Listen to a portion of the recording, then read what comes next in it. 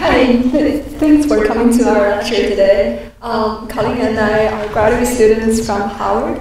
I'm Jen. I'm currently a fourth-year graduate student in Howard working on solar geoengineering and work on both lab issues and modeling issues and policy issues. And I'm Colleen. I'm a third-year graduate student. All my work is primarily modeling based, and I look at climate dynamics and basically circulation patterns of the Earth. Okay, so jumping into our lecture. So basically we're going to talk about a technology or a concept called solar geoengineering today. First I'm going to give you kind of natural science background, and then we're going to talk about how people in labs actually go about studying it.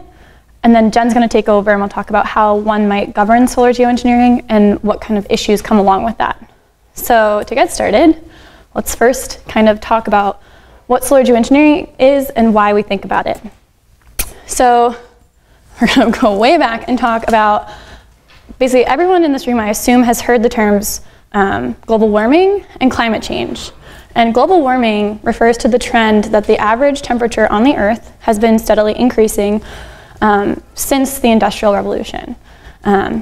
Climate change refers to the fact that while we see an average warming pattern, we actually see changes in things like precipitation, wind, I don't know, even like the temperature of the atmosphere at different levels. Things are changing in a way that doesn't just get defined by the term global warming, but they are often used interchangeably. And so this is kind of a plot that many have maybe seen. This was produced by NASA, and it's basically showing on the y-axis you see temperature, and on the x-axis you see year. And so this starts in 1880, and we can kind of see this like very clear upward trend in average temperature. And so that's like kind of what you are getting at when you use the term global warming. And so hopefully everyone knows about this, and it's generally seen as a problem that we're trying to deal with as a society. And so what really causes climate change or global warming? Many things do, but there's these very specific greenhouse gases. Sorry, they're coming very slowly with my animations. So the one you most likely have heard of is carbon dioxide. Carbon dioxide is the most dominant greenhouse gas we have in our atmosphere. And a greenhouse gas acts in a way that when it sees heat trying to leave Earth and go back out to space, it actually traps it, and it vibrates, and it sends that heat back down to the surface. And so along with carbon dioxide, other greenhouse gases listed here are methane and nitrous oxide. And I will say CO2 is about like 85% of all greenhouse gases that we have now, so it's like very hands down dominant. And so what are the sources of these types of things?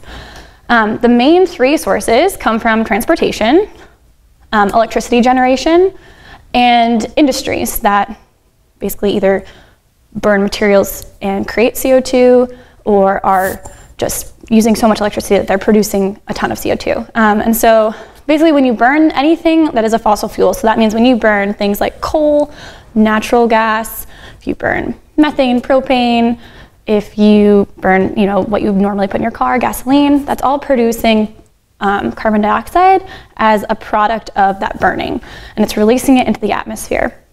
So some other smaller sources, so these all together make up about like 66% of the greenhouse gas emissions. We also have addition coming from agriculture, so cows actually produce a lot of methane. They fart. There's a lot of cows out there. They're feeding the atmosphere with methane, and that's causing warming.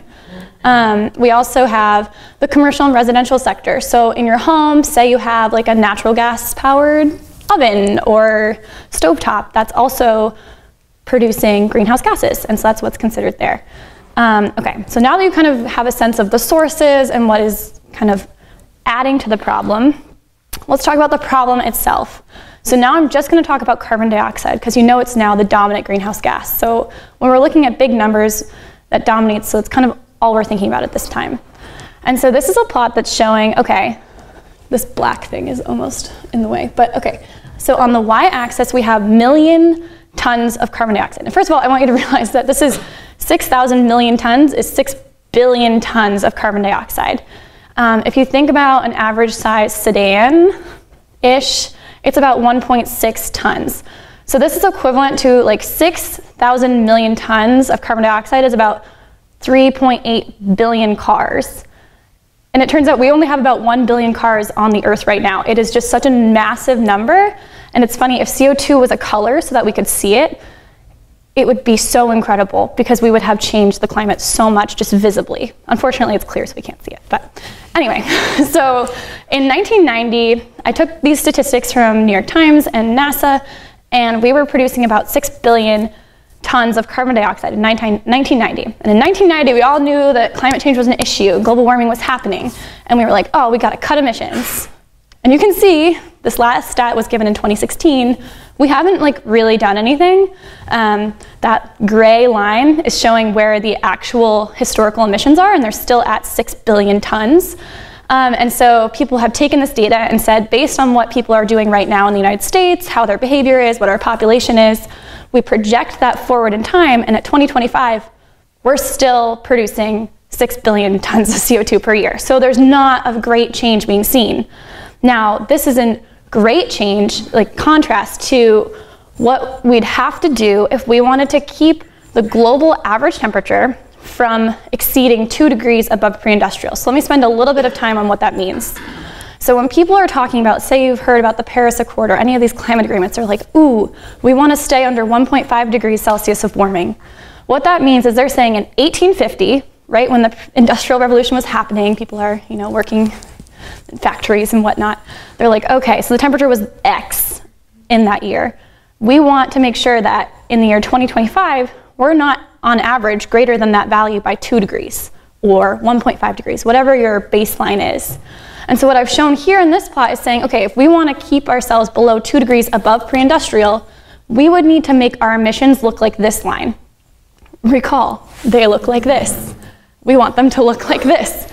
That is like a non-trivial change, right? So that's going from 6 billion tons of carbon dioxide to 2 billion tons of carbon dioxide produced. That is a massive amount. It's almost incomprehensible to a human to understand how much a billion is.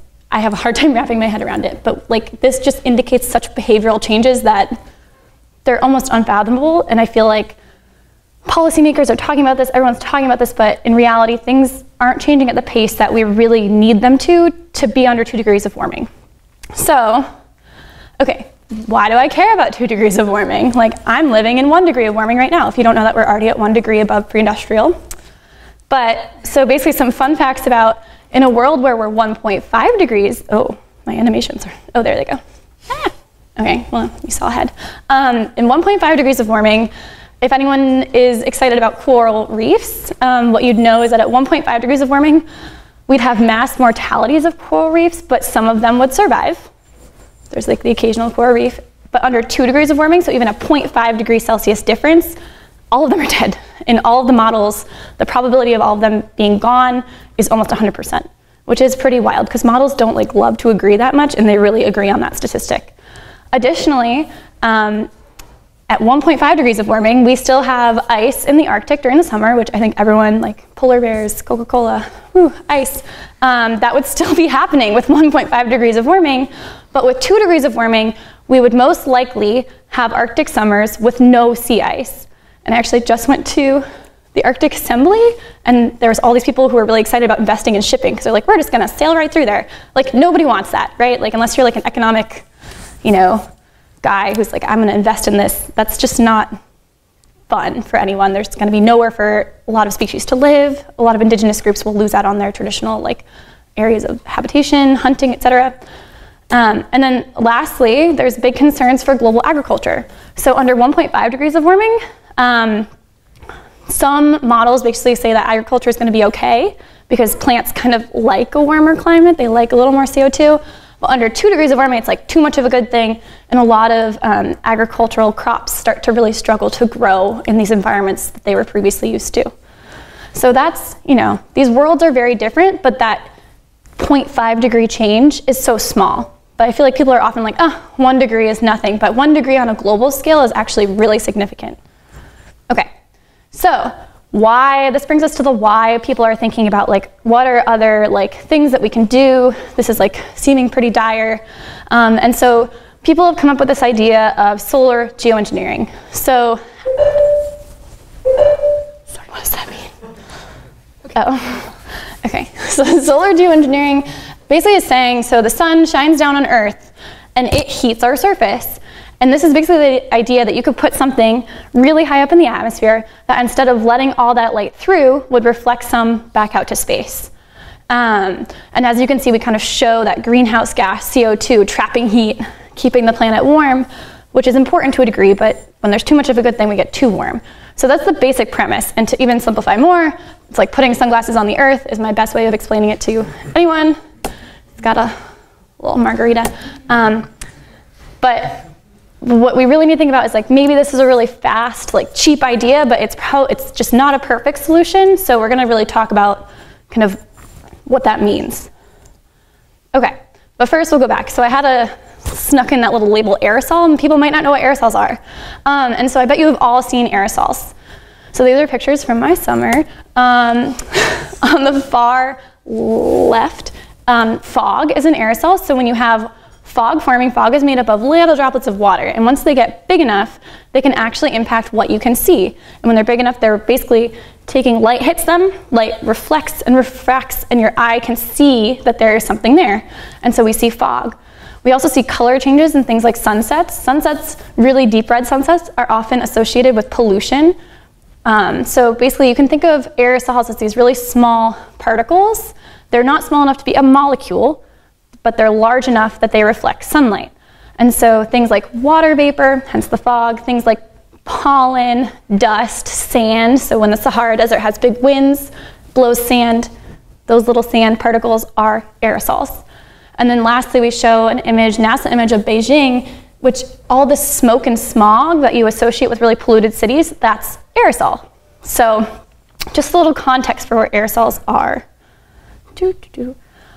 Oh, okay. So why are we researching solar geo? Why are we really into aerosols? Basically, so on the y-axis, we have climate risks. I don't think I have an x-axis. I think it's just time.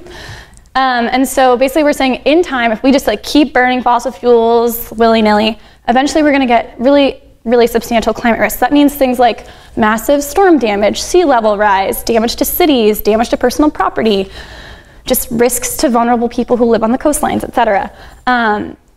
Instead, people are like, oh, we're gonna cut emissions to zero, which we're working on as a global community. People are trying to cut emissions to zero. So they wanna say, we're not gonna emit any more CO2, we're gonna use renewable sources, solar, wind, those are great things. And then our plot starts to look a little nicer, right? Like we cut off our climate risk at like halfway up. And then people are like, oh, well, really what we need is we're gonna cut our emissions to zero, but we're also going to start pulling CO2 out of the atmosphere. And to reach climate goals right now, that is really a necessary thing, and politicians are really starting to talk about this seriously. So solar geo comes in when they're saying, okay, maybe carbon removal and the renewable resources we need aren't quite there. Like they're not, the infrastructure isn't there, manufacturing isn't there.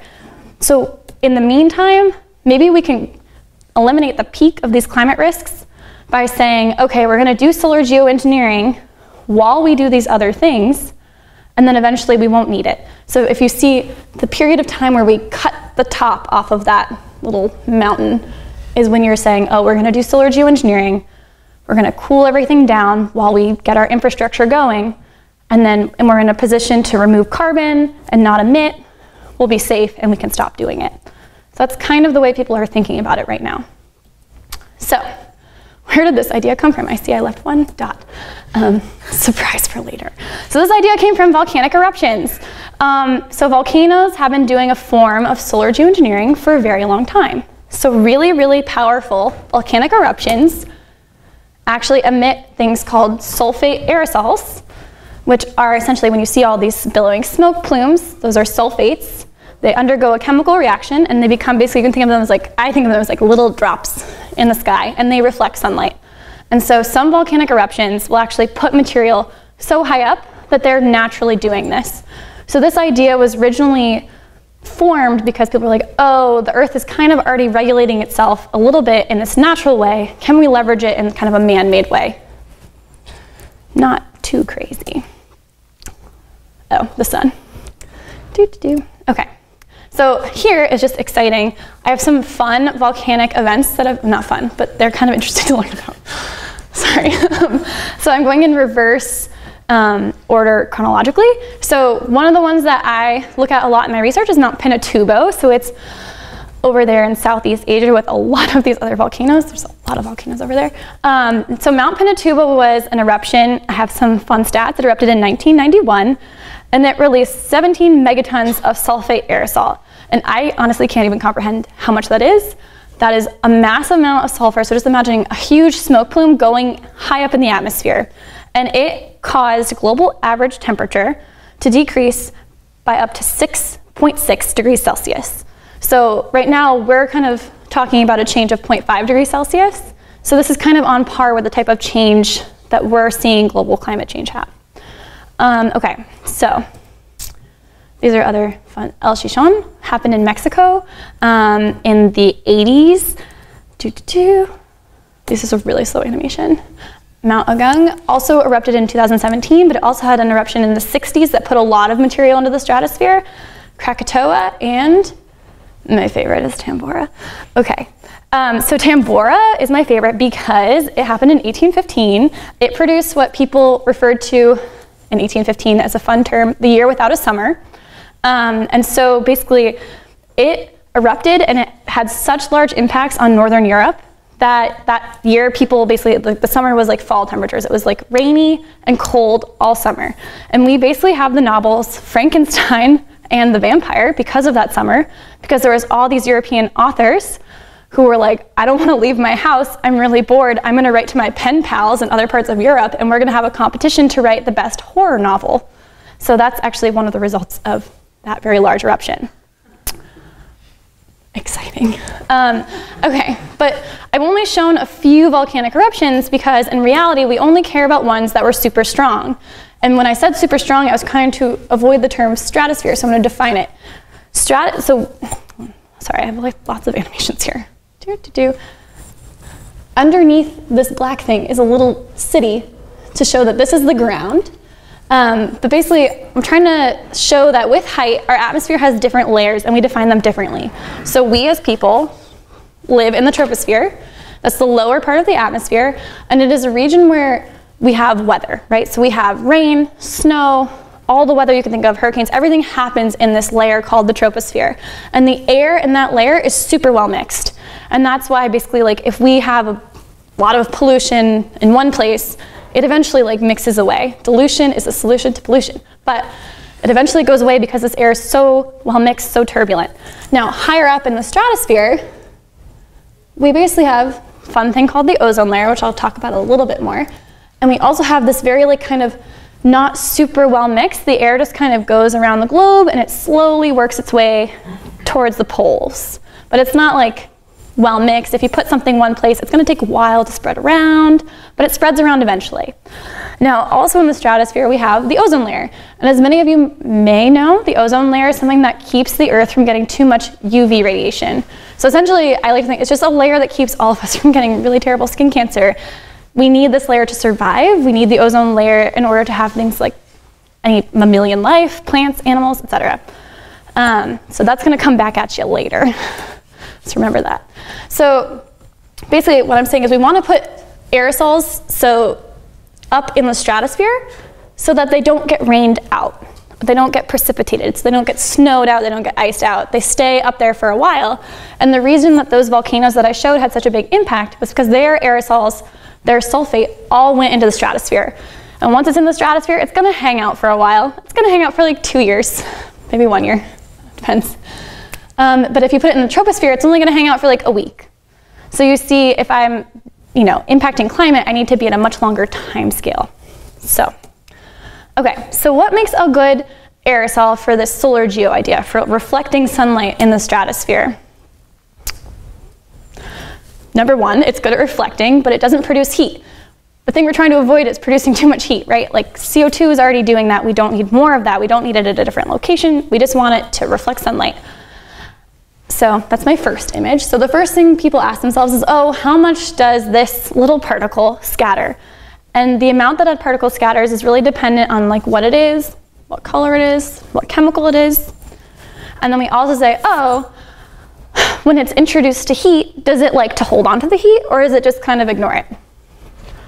Secondly, big question is, we really don't want to destroy the ozone layer. Like, we need it. It is really good for the Earth.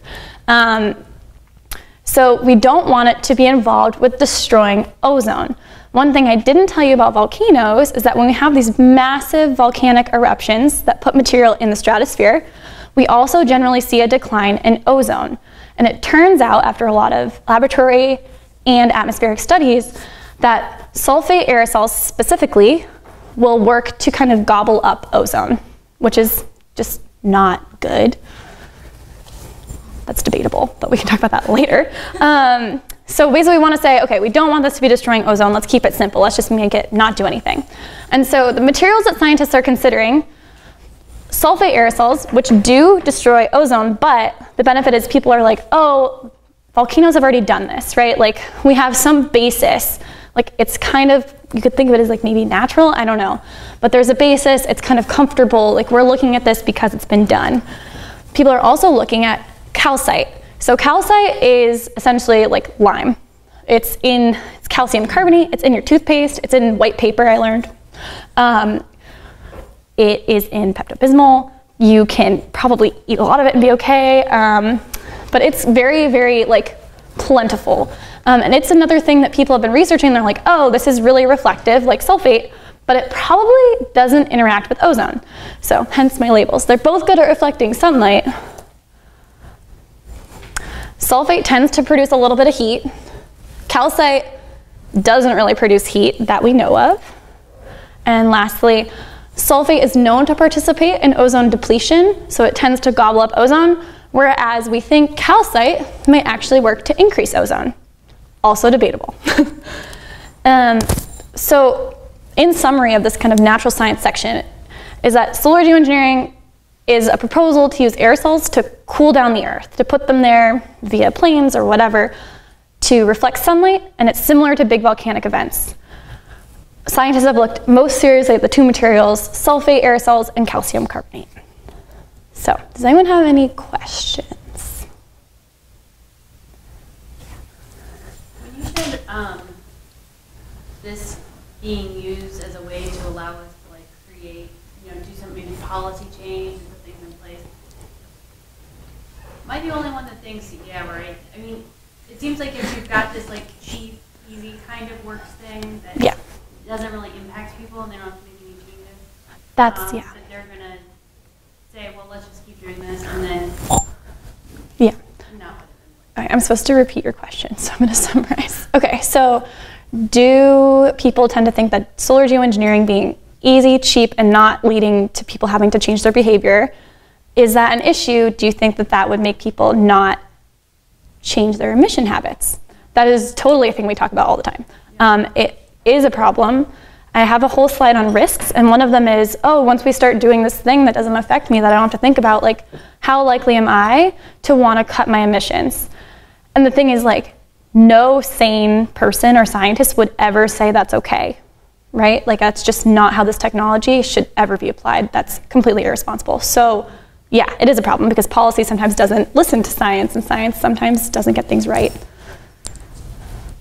Oh, go ahead, sorry. When you look into the history of the Earth, you can find that there was like an ice age in the past, maybe 2 or 3 of them. Oh, yes. So what triggered the ice age, and how we don't know that maybe somehow, magically or scientifically, is going to happen another one that is going to help us to deal with the global warming? Oh, yeah. Maybe we can do something that triggers this micro ice age and help out with that process. Okay, so the question is, so the Earth has historically had ice ages, so how do we know that either we might naturally go into an ice age versus could we artificially trigger an ice age instead of doing something like this? And Jen, you can help me correct. My paleoclimate knowledge is limited, but I am pretty sure glacial cycles happen on 100,000 year cycles generally, and I think that they have a lot to do with the orbit and ellipsis. There's a very fancy word about like the way the Earth orbits the sun, so its orbit isn't constant, and it's constantly changing and shifting. In those periods when the Earth is further from the sun, you generally go into a natural ice age, and those basically, it's called the progression. And so when you're in this kind of forward walk, it kind of like loops back and forth. I wish I had an image that showed this, but yes, right now, essentially, like if we were on a 100,000 year cycle, we're about due for an ice age. There was a mini ice age caused by volcanic events in the 1800s, from like 1500 to 1800, but that was different. The natural, like kind of large ice ages that you're thinking about happen on 100,000 year cycles. We're due for one, but essentially it's unlikely that we will have one because we have now released more carbon dioxide into the atmosphere than has been seen in millions of years. And so if you look at the climate of Earth, basically people will take models and say, okay, we know from paleoclimate, from like fossil records or from all these tree ring data, really interesting sources, that the Earth might have looked like this when we had equivalent levels of CO2 way back when. And we weren't in an ice age at that point. I think if you wanted to trigger an ice age, you could do like have you ever heard of its mini ice age? It's from 1500 to 1800, and that was caused by a massive volcanic event. There was a series of volcanic eruptions that put material into the stratosphere. So in that way, I guess this proposal is kind of similar to triggering a mini ice age, but it's nothing like what the natural progression of the Earth would be. And I don't know if we'd survive an ice age. I often ask myself that. And for example, the asteroid that hit when the dinosaurs were, did that trigger an ice age? So that's the same thing. So I think the two things you're talking about, yeah, so that produced enough, it's not the same thing, do you know what I'm saying? So it produced, I think theoretically, enough dust and ash to block out the sun. So it was like doing an extreme version of putting material up there that didn't allow light through. Does that make sense? And that would also be, we obviously, I don't think would survive that. That'd be bad. A lot of CO2 in the air at the same time, so that effect was relatively short-lived. Yes. So. Yes, I was going to something to add to that. For solar geoengineering, it's very different from natural scenarios such as volcanic eruption, in that it's something that we can control. It's an engineering project. So it's not like the scientists are going to prescribe how much we want to release into the stratosphere, and we'll stick to that schedule no matter what happens.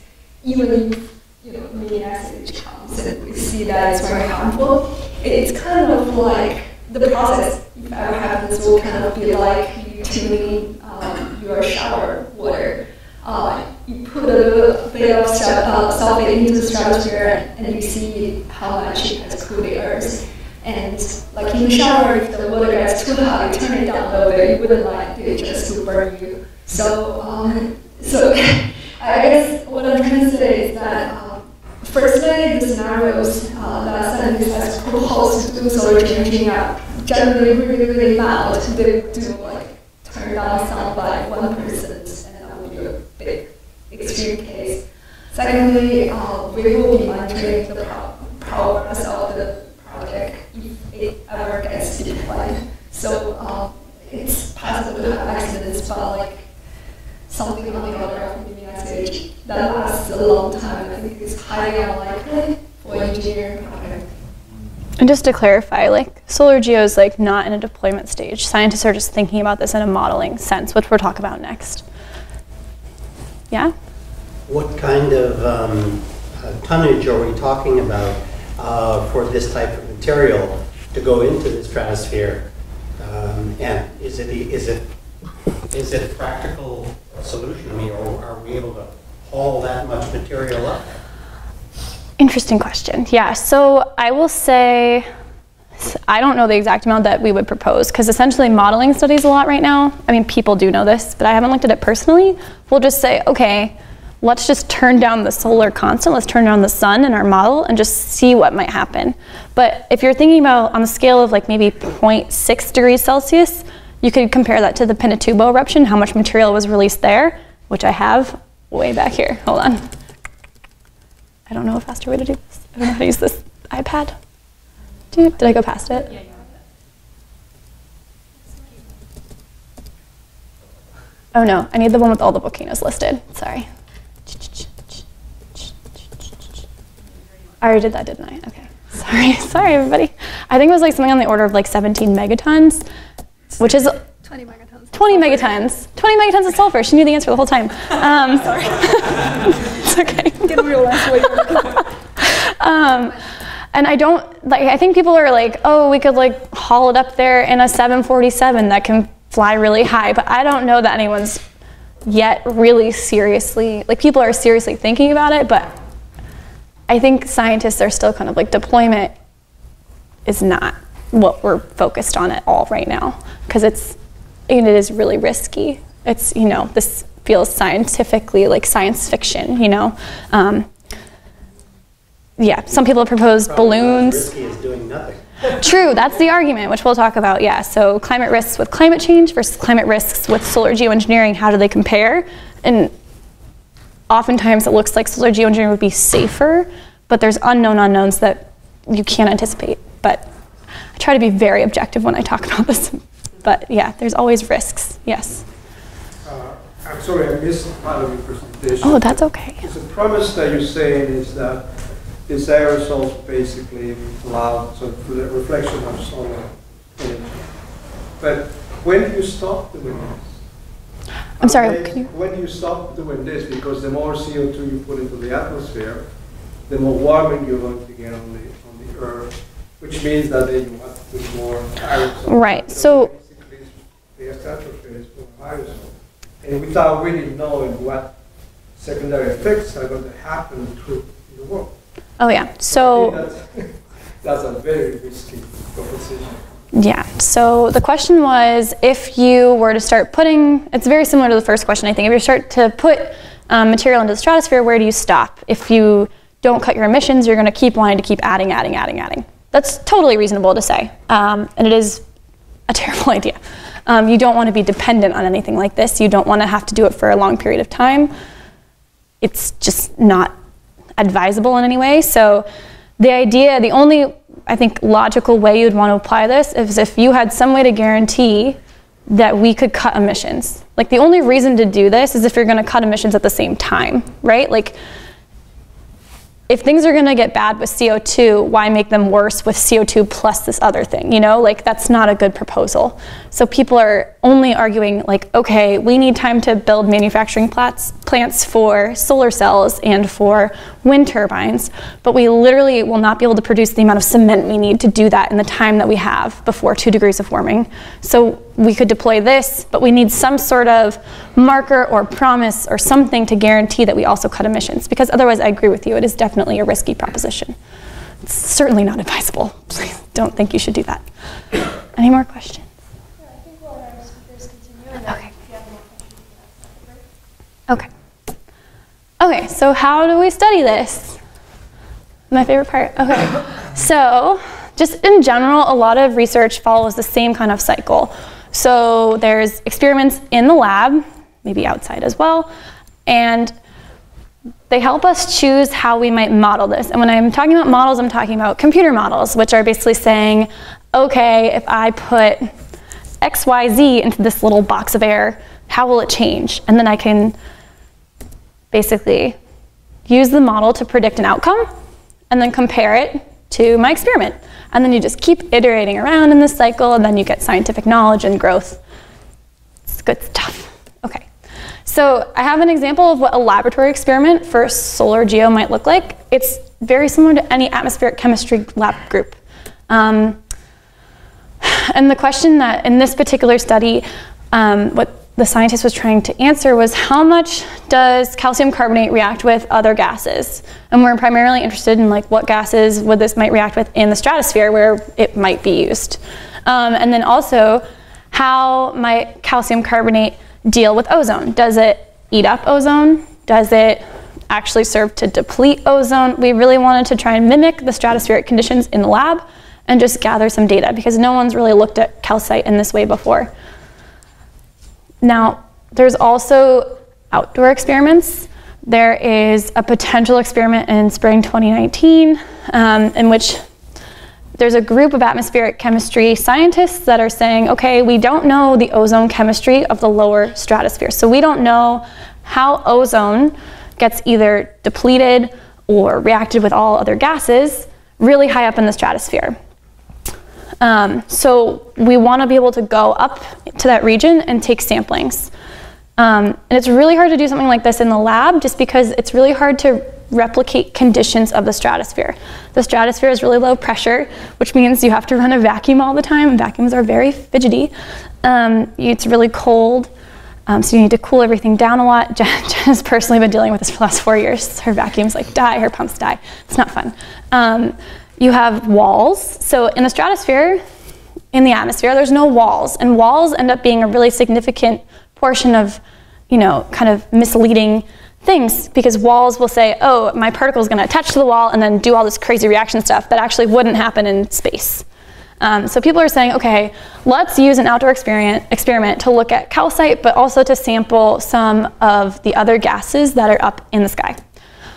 And so the idea of this experiment is this is a balloon with helium in it, and at the bottom there's this like little fan, and it would essentially just like create this little region, because I told you that the stratosphere isn't very well mixed, right? So you have to create your own little region where everything's mixed. And then you could basically put particles into this like well mixed area. You could let it do stuff for a while. It changes color because I was like, oh, it's reacting. It's doing stuff. It's getting bigger. It's sticking together. There's all these different things happening. And then what you could do is like Nintendo style, oh my gosh. Maybe this was like, okay, this didn't work, but I thought I made it work, but it didn't work. So what this last slide would show is that the little balloon flies through that plume and just collects samples. And it was really cool, and apparently we can't see it. That's okay. Anyway, so that's like a proposed outdoor work. That's something that hasn't been done, but it is something that's been done in other spheres of atmospheric chemistry or atmospheric science, where people are trying to look at, what's really going on up there. Lastly, there's a lot of modeling work, which I couldn't really find a great picture for, but basically we use computational tools, we use big computers to study how maybe crops and plants and animals might be affected by this technology. You can also study, okay, what are the impacts on climate? What are the impacts on general like weather, meteorological patterns? People also look at economic models. I would argue those aren't like models. Anyway, and what's happening? And you can also just look at chemistry models that just flat out look at chemistry. There's also big models that kind of combine everything together. You can really hone this to what you want to do. A lot of what I personally do, just look at impacts on climate. And there's lots of different models that have different things going on in them. And when you look at a variety of models that are all kind of made by different people and compare what their robust or like overarching impacts are, you can kind of take away what some of the major impacts would be. Does that make sense? So like if 10 of you did a math problem and then you all like kind of got the same answer, you'd be like, okay, this is probably the right answer-ish. Like some probability of us got this answer, some probability of us got this answer, but most of us got this general idea. Then you could probably say that's the right way to go. And that's kind of how models are being treated, both studying solar geoengineering and climate change and global warming. Okay, so I also just want to touch on, we talked about the risks of climate change. So with your question, we really focused in on, okay, it's probably not a great idea to do this unless we know we can cut emissions, because otherwise people aren't going to want to change their habits. I think that's my number one. We also don't know how exactly it might affect climate. There's so little research being done on this right now, and you just can't know until you really dig deep into a lot of different questions. Additionally, we don't want to start doing this and then suddenly stop. Can you imagine that? Say we start doing this and we're like la-di-da-di-da, we cool things down, we've kept emitting CO2, so we're still warming up without it, and then suddenly we stop and we get all this really fast warming. That would be really bad. So people are all like, that's just a bad idea. And then lastly, we don't want to do this forever and not cut emissions. That's unadvisable. Okay, so those are, oh, there's another one.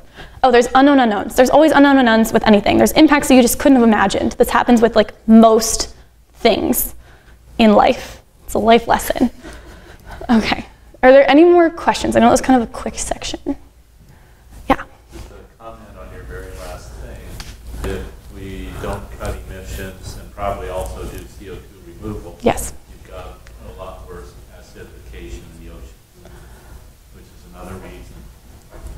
Yes, so this does not resolve ocean acidification. It doesn't resolve a lot of other impacts of CO2.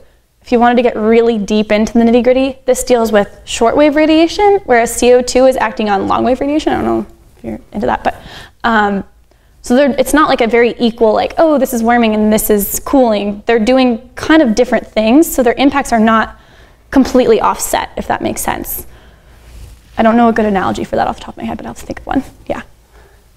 Which body would you go to present something like this? Because this is, I assume, a worldwide kind of thing. So do you go to like the EU? I mean, what are scientists thinking? Where would they go and present this? Okay, so the question is, I have not been reviewing the questions. The question is, where would you go to talk about something like this? So Jen is going to talk about global governance and kind of how people are thinking about this. But yeah, it is totally a global problem, but right now our globe is separated into states, and it is a really non-trivial question. I have, people talk about this at the UN level. It is in the IPCC report. Solar geoengineering is listed. It's listed as something that's like, oh, we don't know enough about it. So yeah, people are talking about it, but it's certainly not as big as mitigation or adaptation, which is about right. Anyway, but yeah, Jen will go into the details of governance schemes and who you talk about this with. I think it's just to add on to your answer. So right now, solar geoengineering is really not proposed to the policymakers as a solution. Yeah, no. Yeah, it would be irresponsible. And also, I would mention this, but like here in the States, there's some research done on solar geo, but in a lot of parts of the world, there's people actually don't know about it, and there are no scientists studying it. So I think before any decision on deployment is made, maybe currently what the researchers in the field are focusing on would be to build capacities in developing countries, getting them on the table to even talk about this and study its benefits and risks before anything else happens. And that is something actually our group is working on. We're working with NGOs and people from the UN to just go and talk to people on different countries. Yeah, and I think right now the main focus is getting people to be like, think about, like if people haven't heard of this, they haven't had time to digest it or think about it. It is like when I first heard about it, I was like, I'm quitting grad school, this is crazy, what am I doing? And then I was like, okay, like how do I feel about this ethically and morally? And it's a really complicated problem. And I think like right now, like personally, like I'd say I'm in favor of like, let's try and advocate for research. Like we don't know what we don't know until we research it. Like I don't think anyone's really thinking far enough to deployment. Anyway, with that, I'm gonna give my mic to Jen. I don't know if this is our halfway point. All right, so for the next two sections, we'll get into some of the governance issues, which I think people here are generally curious about. So before we go into how to govern solar geoengineering, let's talk a little bit about why solar geoengineering should be governed. And to get into that, let's have a brief overview of the history of international climate governance. So what is international climate governance? It's kind of hard to say, but I put a picture here of one of the meetings at the United Nations Climate Conference. And I think this picture says a lot about what international climate governance is. It's a bunch of people with very different background and interests in the same room talking about the same issue and coming up with the decision. So on the one hand, I think it's really incredible that we would have this organization which is able to gather people with such diverse background into the same room to talk about the same issue. It really shows that the world cares about climate change. But on the other hand, because of the diverse background and interests, there's just going to be inevitable conflict of interests. And behind every climate negotiation, there's just a lot of dogfights between policymakers from different countries. So the final outcomes of any of these meetings are usually a compromise of different interests. So these are two important things I think you should remember. And where did international climate governance come from?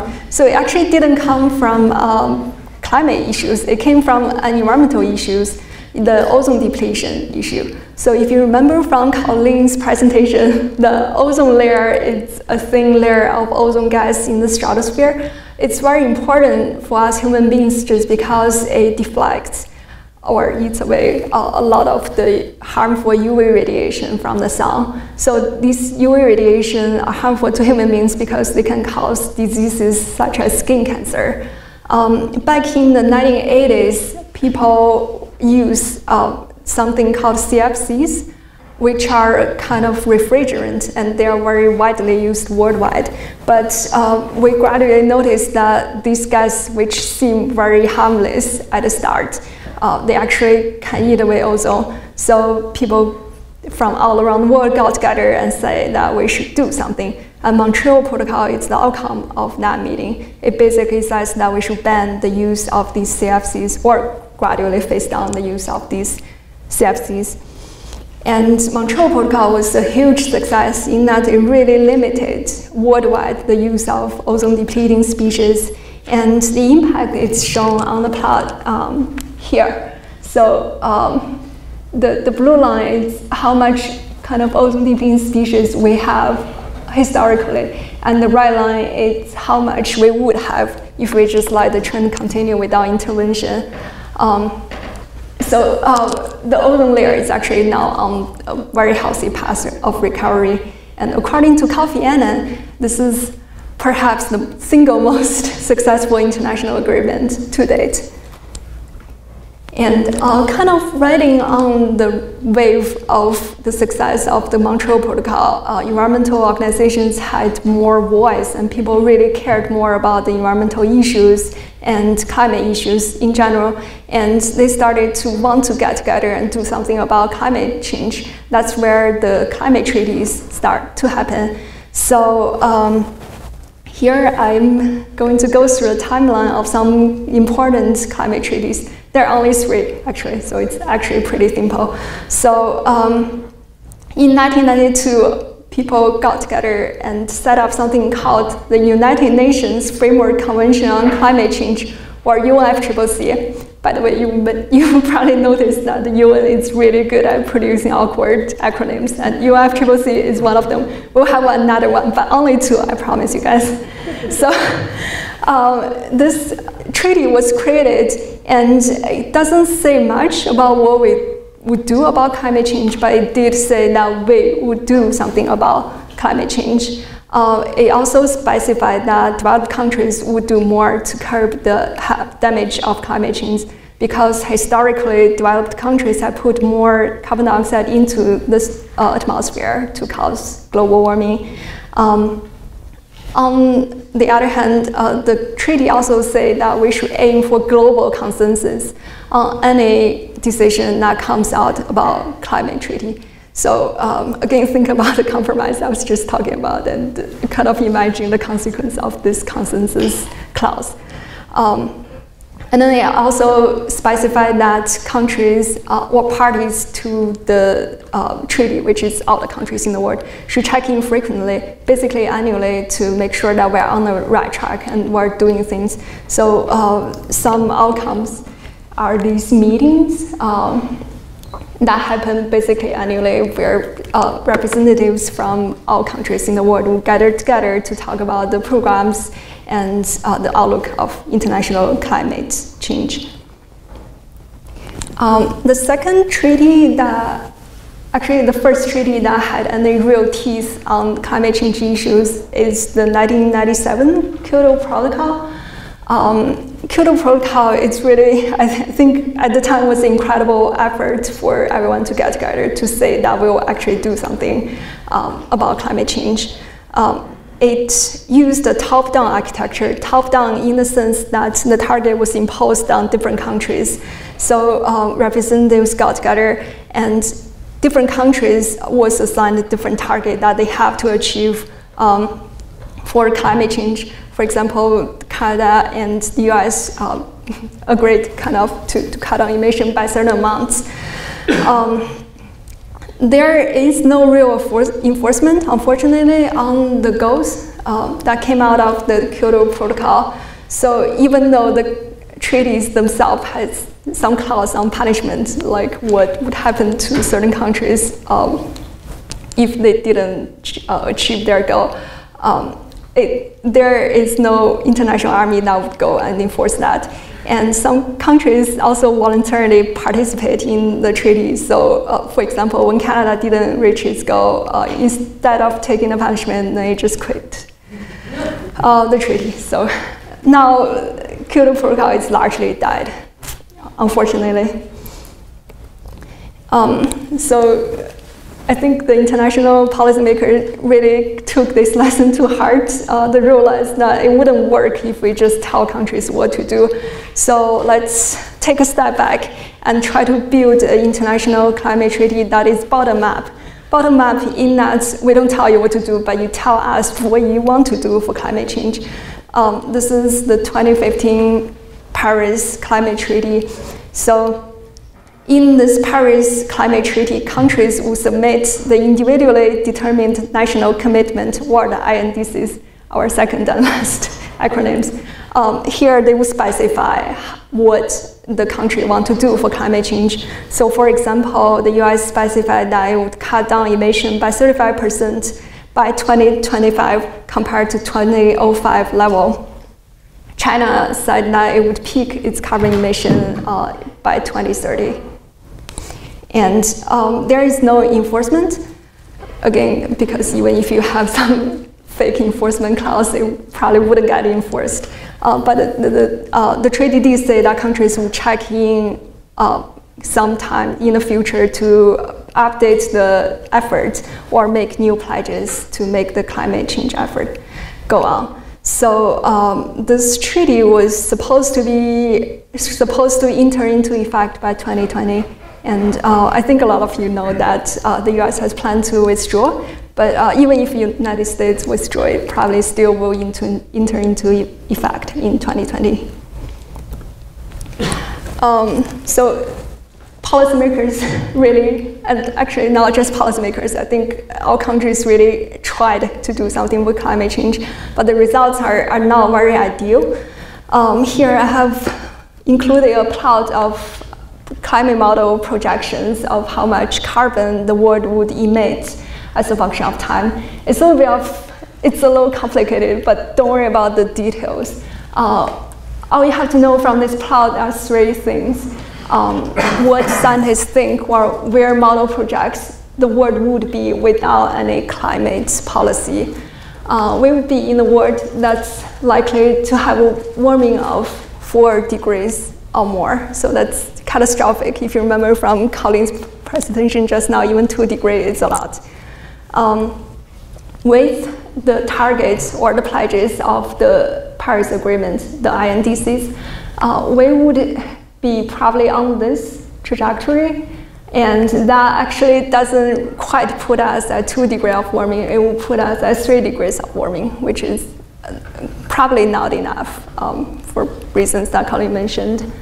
And in order to actually reach the 2 degree or 1.5 degree targets that the Paris Treaty specified, we have to do this. And that's, as Colin mentioned again, a radical change of how the world has actually functioned so far. And you might wonder why is climate change action so hard? To answer your question, let's do a simple thought experiment. So suppose you are an individual trying to do something for climate change, and there are 3 methods in front of your eyes. The third method, the cost is local and the benefit is global. So think about this as you pay, but everybody eats, for example, at a dinner. For the second method, the cost is local and the benefit is also local, so you pay for your own dinner.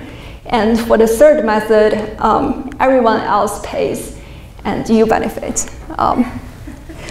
I think everyone here will probably agree with me when I tell you that I think the third option is the most attractive to me. So the countries would have the highest incentive to do the third thing.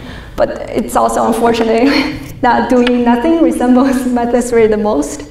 So if you do nothing, you don't do anything for climate change. But if other countries, for example, reduce their emission, then you would get the benefit of reduced emission. So this also actually kind of bring up the central dilemma of solar geoengineering. Solar geoengineering is the thing that resembles method 3 the most. It's not exactly method 3 in that we don't know that there will be a global cost. In fact, if we do it correctly, the benefit, there could be a global benefit.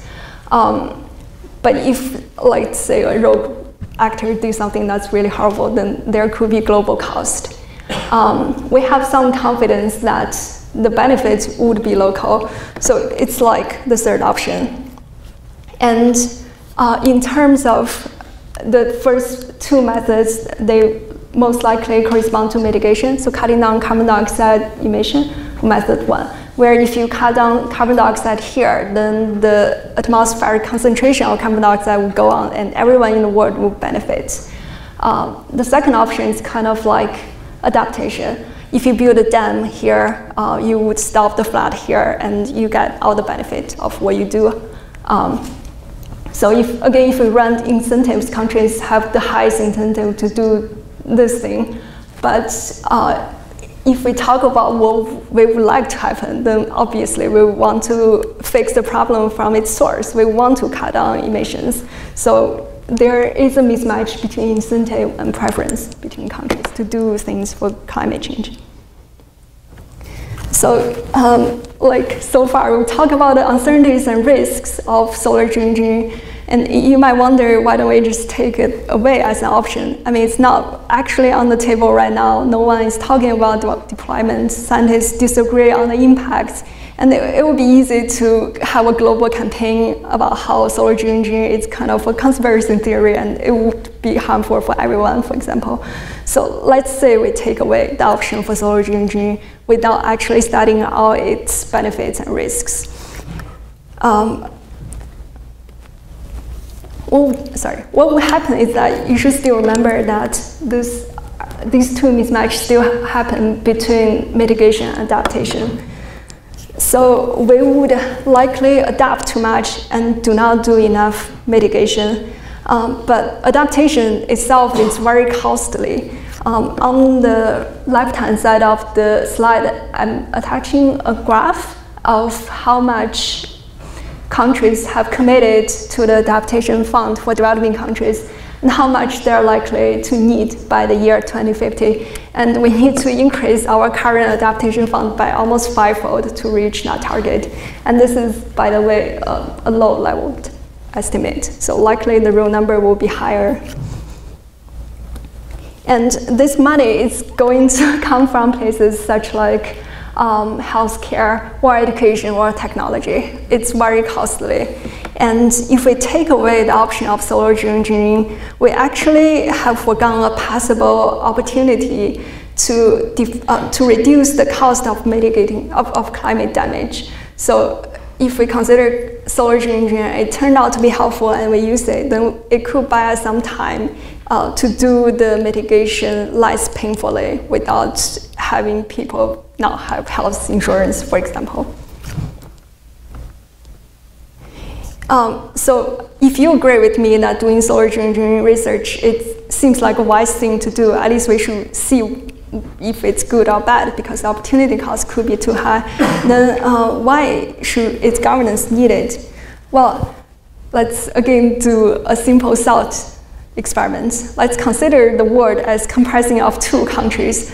These two countries don't talk and they don't really care about each other. They have different preferences, but they have no duty to ensure the welfare of the other country. So for these two countries, country one want to turn down the sun by 4%. Turning down the 4% would give them their optimal outcome. And country two would want to turn down the sun by 1% because they probably prefer a warmer climate for some reason. And for example, Russia probably would be not insinuating anything, but the efficient outcome is probably to turn down the sun by 2%. This way, if the two countries actually talk, then they can probably compensate each other on the losses. And in the end, they might reach actually a better outcome than turning it down more. But what would happen in the in this case, in the thought experiment, is that the sun would get turned down by 4% because there is nothing stopping country 2 to turn down the sun by 4%. So the outcome is very inefficient in that the overall welfare is not maximized, even in this 2-country experiment. So think about the real world where there are 200 and something countries, all have different wants and needs. Without governance, it will just come out to be kind of a chaotic situation. And this is referred in the field to as free driver problem, as compared to the free rider problem. Is there any question on this section? Yeah. A comment. You had a slide titled, "But the results are less than ideal," and it had many emission lines. Right. Yeah, that one. I would comment that those results are generally inconsistent with the paleoclimate record across the ice ages and going back as many as 15 million years. That the increasing, as shown at the upper dark lines, are consistent with warming roughly 12 degrees Celsius. And to get to something like 1.5, you're going to need to cut emissions not just to 7, you're going to need to cut it to 0 and below. So we're talking CO2 removal and solar geoengineering are required if we had in our first one. Sorry if that's a comment. Okay. No, it's an important comment. I'll repeat the comment, yeah, I guess. The comment is that according to paleoclimate record, then according to these emissions, we probably wouldn't even get to 4 degrees of warming. We might get to 12 degrees of warming, for example. And to reach the 1.5 degrees, maybe doing this is not even enough. We probably have to cut our emission to 0 now. It's the comment. I would say that I'm looking at 24, 2100, those are actually reasonable, but it keeps changing. I would just say, just so as you're thinking about model outputs, which I think are around us all the time, climate models are all very different. And one of the things that we don't know about climate is something called climate sensitivity. Like we have some idea of how, like, 1 degree of warming does X change to the climate. And I think different models will incorporate different sensitivities. And so these solid lines are kind of model averages, but you have to know that different models tend to overshoot the average, which is kind of all these like other lines. So when we talk about modeling, we're always talking about lots of models that are analyzed together. We don't just look at just one result. And that is also because climate sensitivity is something that we really don't know. So we're depending on lots of different models to give us a broad idea of what things might look like. Right. Also, this plot, my label is kind of a simplified version of what the plot actually said, because the original plot was really complicated. Here, when I said greater than 4 degrees of warming, it really meant that there is a high probability of warming greater than 4 degrees. So some models would actually output the result that you just mentioned, 10 degrees of warming or even more. But models, if you do a probability distribution, then greater than 60% of the chance we would get more than 4 degrees of warming is what this means. Yeah. I have like a silly question. Because US is the biggest producer of, well, they have more cars, they produce more emissions because they have so many cars, this is the United States. But does your model change when the government is more pro-environment versus less environment friendly, like is happening with the government? Do you know like there's a shift in the whole, if the model is going to change? I mean, it's like a big thing, the policy, how they apply it, and maybe they can just do with your model, whatever, going in that direction, and then maybe the change of government is going to use like a change, like a very... Yeah. So I guess, okay, the question is whether these model results consider changes in government behaviors or societal changes. Is that right? Really? Yeah. Also, I guess you mentioned that US is the biggest emitter. That's actually not true anymore. So currently, China is the biggest emitter of carbon dioxide and other greenhouse gases. The emission is actually almost twice as the US emission right now. But to address your second point, so these clouds, some of them do consider policy intervention, like the Paris Agreement one obviously considered the INDCs that countries proposed. So they considered what would happen if we cut down emissions, and that would be one kind of intervention. And these business as usual scenarios were projected based on a scenario without intervention. So I'm not sure if that answers your question. All right. I think what you're getting at is like these models don't inherently have like any government decisions in them. Okay. What like I as a modeler would do would say, okay, say for this Paris continued ambition line, what I'll do is say, I think that we're gonna have X tons of CO2 in the atmosphere during these years, and I give that to the model. The model itself is not adding in governments, but a researcher could produce different government scenarios. Does that make more sense? Yeah, so they're not like really built in. It's just you imposing something on the model. Yeah, and I guess recent models have actually been noticing what you're talking about. So these projections are a few years back. They are 2015. The newest projections do consider changes from different sources. For example, they will prescribe how much the power sector needs to do in order to reach a certain target, for example. Right. Yeah. Sorry, this gentleman, and then, yeah. Did you know when they do these models, when you look at the worst case scenarios, do they consider, how do they project the amount of energy that is going to be making that particular curves based on the current fossil fuel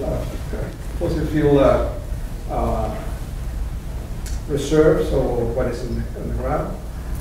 Okay. Will they actually include whatever new discoveries they're going to have? More fossil fuels about.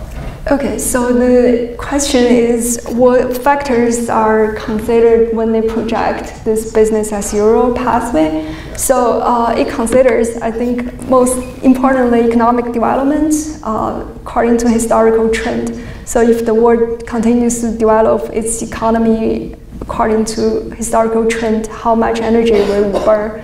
And it does consider, for example, gradual increase of energy efficiency, because the world has been getting better at using energy more efficiently. It does consider that based on historical trend, but it does not consider any breakthrough technology. For example, if nuclear fusion worked tomorrow, it probably would change the business as usual dramatically.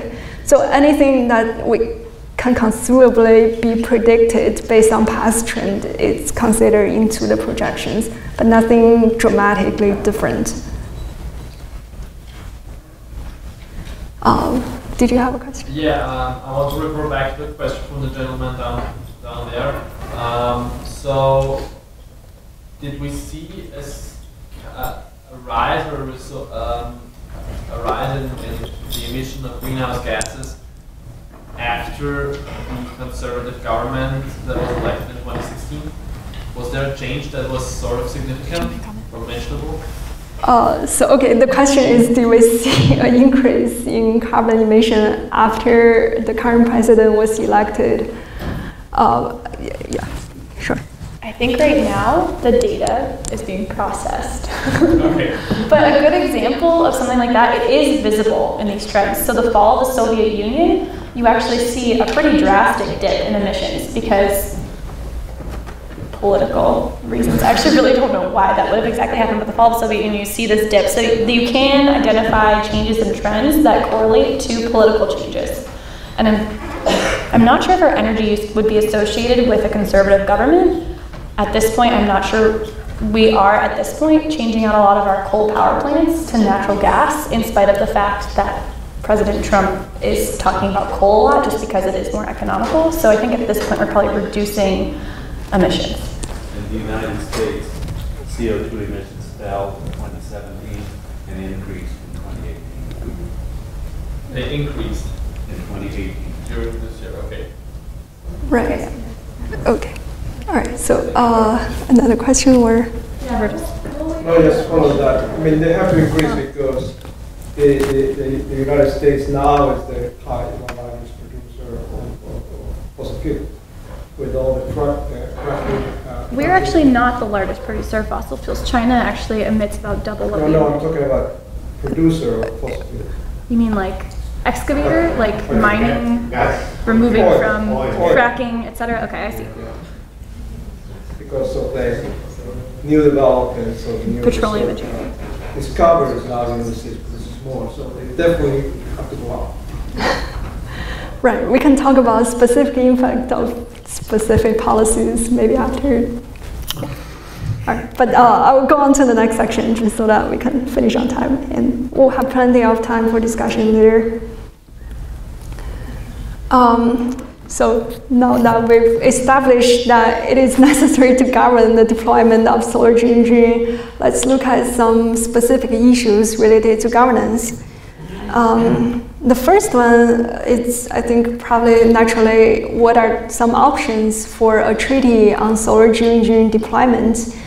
And if you think about it, there are roughly 3 kinds that we can use to govern solar geoengineering. The first one, we can do an international governance that will kind of be like UNFCCC, the United Nations Framework on Climate Change, where all the countries get together and agree on a target before any action is taken. For the second method, we can also govern solar geoengineering deployment by a consortium states. So regional countries might get together and decide on a deployment, and they can negotiate with any outside party on the specific agenda. So by the way, the map is only shown here schematically.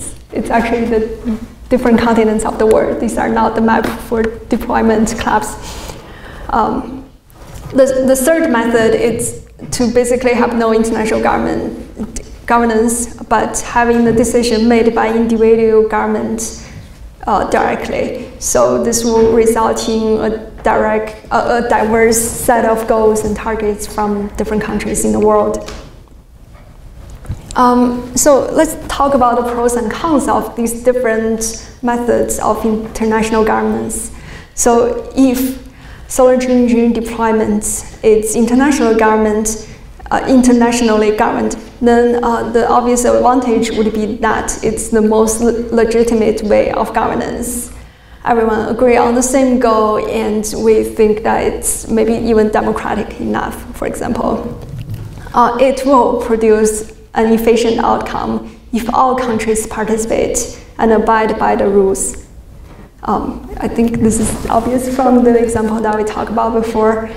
On the other hand, decision-making under this kind of governance will be very, very slow, similar to maybe even slower than the international climate governance that we have seen so far. And it will be intrinsically just unable to adapt to fast-changing conditions.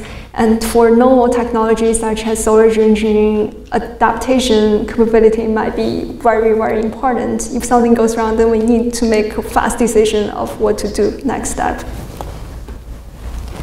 For the second method, where the deployment of solar geoengineering is governed by a consortium states, the advantage is that it's more flexible than if the entire world has to abide by the same action rule.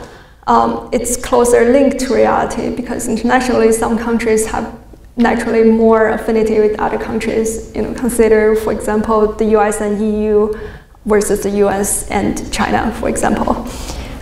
It does provide some incentives for non-members to join, in that if you see that other countries have formed a club to do solar geoengineering, then you might want to also be part of it so that your decision, your voice can also be heard.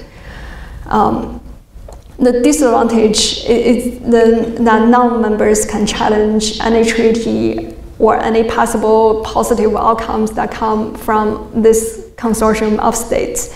And there's also decreased legitimacy because the effect of solar geoengineering will be global, but the deployment decision is only made by a limited number of countries. The third option is the chaotic one, where each individual country make their own decisions. This doesn't mean no communication, but it does mean that countries don't agree by the same rules in general. So the pros is that there is no coordination effort needed.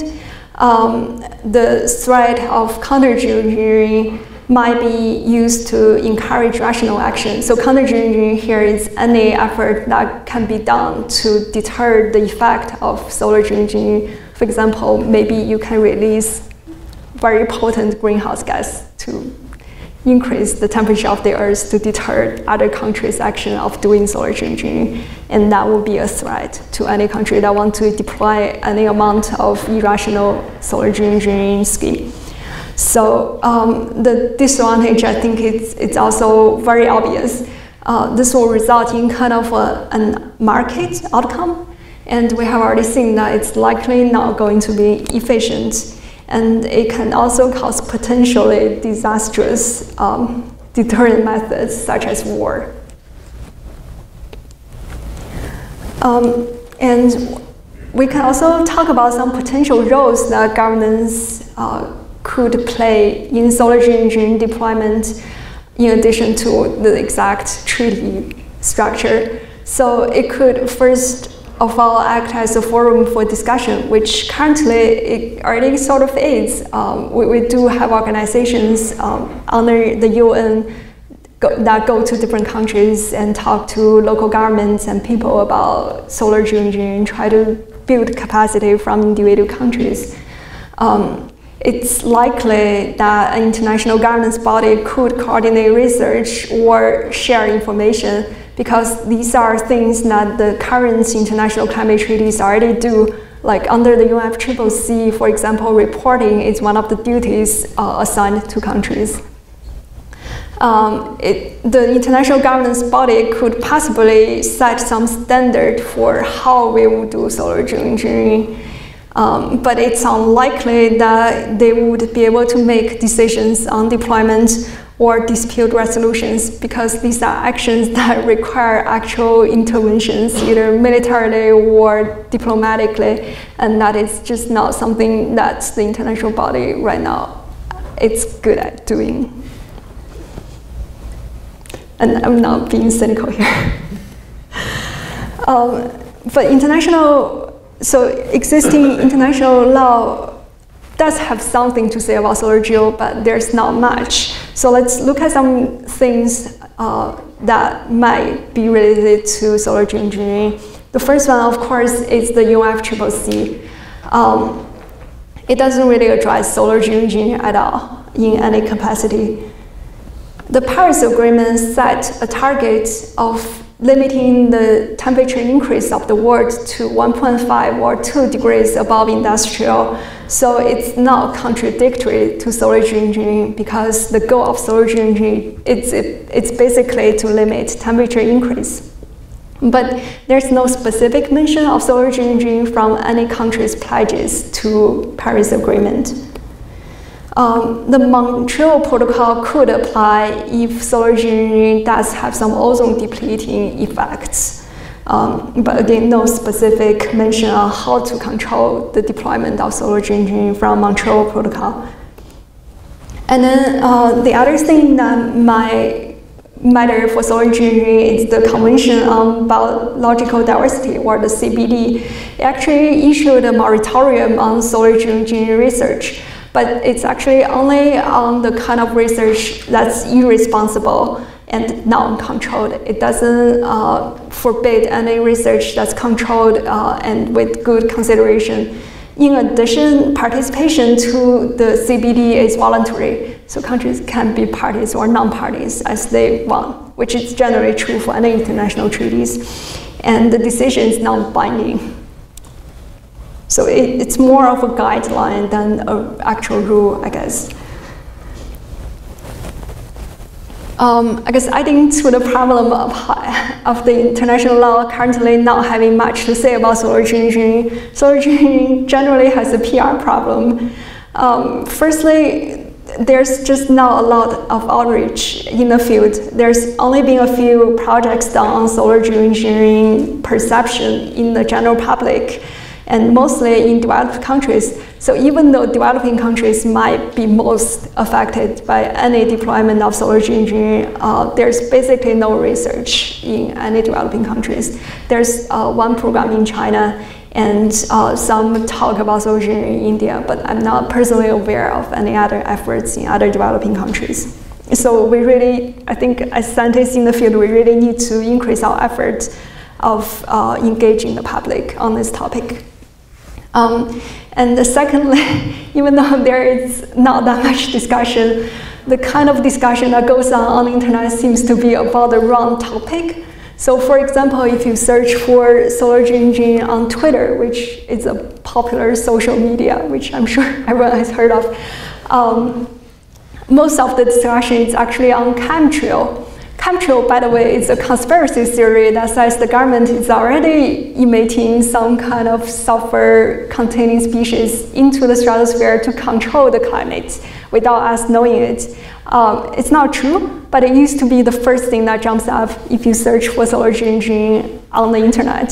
So here's a plot that I took from one of the organizations that talk about chemtrails.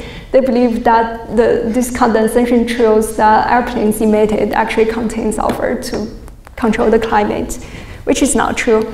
And this viewpoint is actually endorsed by many knowledgeable people, I guess. Like, for example, this doctor here said, you can read it, I'm not gonna, but she's basically saying that the government is trying to control the climate and solar geoengineering is already happening and it's real.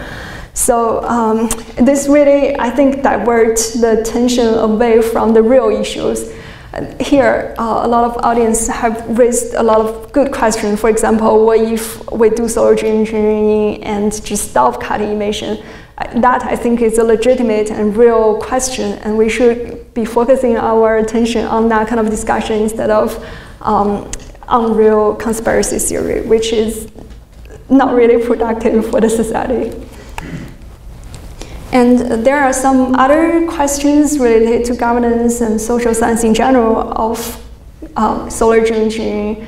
The first one I've kind of mentioned, it's the climate equity and climate justice.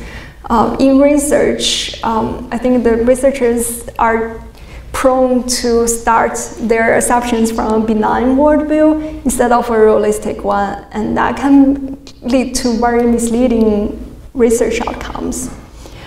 In practice, also, as I mentioned, developing countries currently just do not have the capacity to participate in the discourse even of solar geoengineering, let alone any potential governance of its deployment.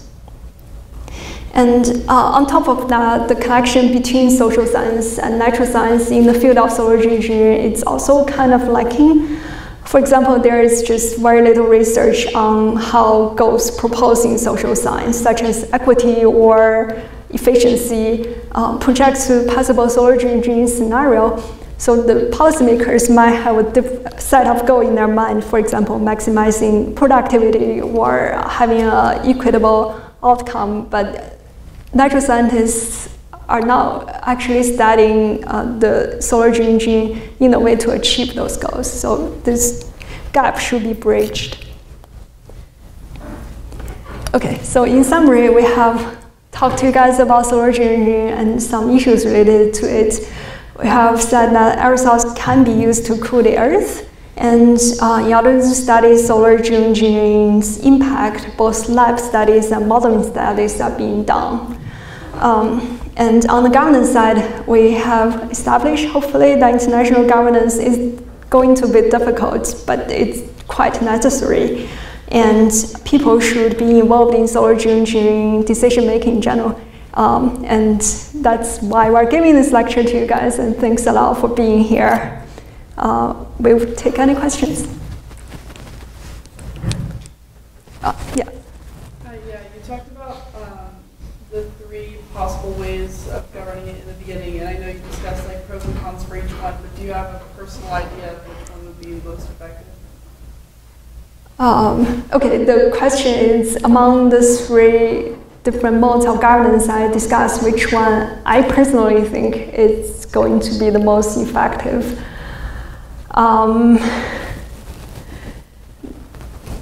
That is very hard to say. I think definitely I'm against the idea of having no international governance, so I wouldn't say the third option.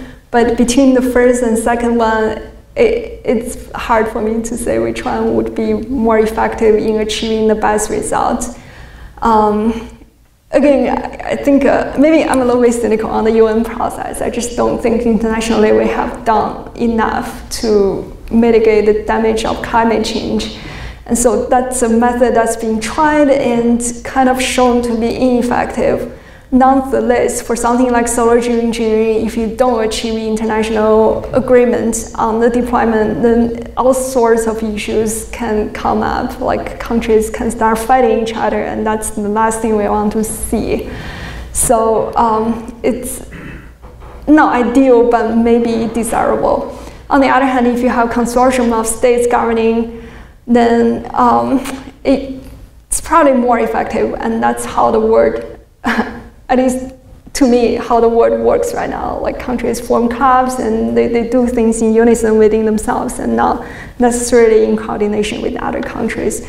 So if that's already the reality, then that might work out for the best. But I don't think under that scenario that, for example, climate equity can be guaranteed. And it's just inevitable that some country would need to sacrifice, and those might be the countries that need the most help. So I don't know how to answer that question, guys. You mentioned top-down types of governance, where you're set at a limit and you can't exceed that limit of emissions, for example. But another type that I'm thinking of would be incentive-based governance, where you could give countries, I don't know what could be a feasible incentive considering the incentive that already exists, which is to mitigate the bad effects, right? But are there any efforts or anything being considered related to incentive-based governance, subsidizing these types of things, for example? Okay, so the question is whether we're doing anything to incentivize countries to cut down their emissions and do something about climate change. Actually, yeah, I think the world is doing all it can to incentivize. So there is fund, for example, being established for developing countries to do adaptations. And like China, where I come from, gave huge incentives to solar cell companies, for example. And in the US, there is a lot of effort, mostly for health reasons, to cut down emissions. Within the private sectors, even companies are doing their part, for example, to adapt green technologies. A lot of those will save them money. But fundamentally, the conflict is an economic one. So the thing is that cutting down emission costs money. And even though climate change is painful, economic depression is also painful. So, like, for example, if you're a country that have no electricity, which is true in a large part of India, for example, then do you choose to not burn any fossil fuels and let your people live in darkness and even disease? Or do you, knowing the bad effect of climate change, still develop your electricity sector with fossil fuels, because that is the cheapest way so far? That is a hard decision to make, and I think that's the fundamental conflict behind climate governance. Yeah. So one of the reasons originally for CFC wasn't just the ozone layer, but also the ill health effects that it could have on humans, these aerosols. So I guess I would ask, how do these new sulfates, how do they affect after they've done their year in that ozone around the ozone layer? like, how does it affect humans, I guess, in a health policy way? Okay, so the question is how the sulfur deposition, I guess, affect human health. So I guess firstly, to give you an idea of how much sulfur we are proposing to, or not us, scientists are proposing to put into the stratosphere, it's only a few % of how much is already emitted in the troposphere. So human beings emit sulfur naturally, not naturally, by our choice into the troposphere when we burn fossil fuels such as coal. And the amount of coal that's already in there, it's a huge amount. And to cut down the sunlight by 1% would require maybe only 1 or 2% of it. So it's not actually going to be a huge amount. And health impact of the direct deposition will not be that big, even though it's not minimal or it's not negligible. But there are other things to consider for the health impact. For example, there could be change in the atmospheric chemistry. So it could change the oxidative capacity, how things oxidize within the stratosphere. And that could impact, for example, the amount of ozone in the troposphere. And ozone in the troposphere is actually a cause of respiratory diseases. So I would have to say that there's actually not that much research done on human health impact in the solar geoengineering field. And the few studies that's being done, it's very high level in that it doesn't directly address health impacts, but it addresses, for example, the concentration of OH in the troposphere. So I don't know, I guess it's my answer. Yeah. So my question is, so there's a lot of debate over pollution being an act of environmental racism and classism, right? Because the more privileged countries get to pollute at higher rates, and the more underprivileged countries suffer. And then we have these big meetings where people are equally stakeholders, but not emitting at the same rates. And it seems like a lot of our solutions seem to commodify emissions instead of work towards really reducing them, so like the cap and trade or carbon tax. So I'm wondering, do you think that it's necessary to commodify emissions in order to reach a solution? Well, if I understand your question correctly, it's whether resolving the carbon dioxide issues through economic means is a right way to do it. Like you mentioned, cap and trade and carbon tax are those effective methods. Actually, my answer would have to be yes, because so climate change, I think very fundamentally, it's an economic issue. So suppose, well, so I've talked to Republican congressmen who did not believe in climate change, and I asked him, okay, so what if, let's say, mitigating carbon dioxide would cost no money, would you still not believe in climate change? And then he took a step back and said, okay, I never thought about the problem that way. If it costs no money, then I would think twice about it, right? So it's not that people don't think climate change is real, it's because it costs a lot to take care of it. And carbon tax and cap and trade are actually policy instruments that's designed to address this kind of issue. I'm not sure if you're aware, but for example, the cap and trade program was hugely successful in the US environmental policy in the 1990s, I think. Yeah, okay. It was actually, if you can believe, it was actually a policy instrument proposed by the Republicans. The idea is to cut down sulfur emissions, or actually at that time to cut down acid rain. And that policy turned out to be hugely successful. Now sulfur emission is hugely reduced, and it cost billions of dollars of benefits and welfare increase to the society. So I think since climate change is an economic issue, it really needs to be addressed economically. And I personally do not know another policy instrument that would have as pervasive and fundamental an impact as something like a carbon tax, which will just spread the cost of climate change to everyone. as it should be, because it is really everyone on the Earth that's contributing to climate change. So it makes sense that we each pay a little bit.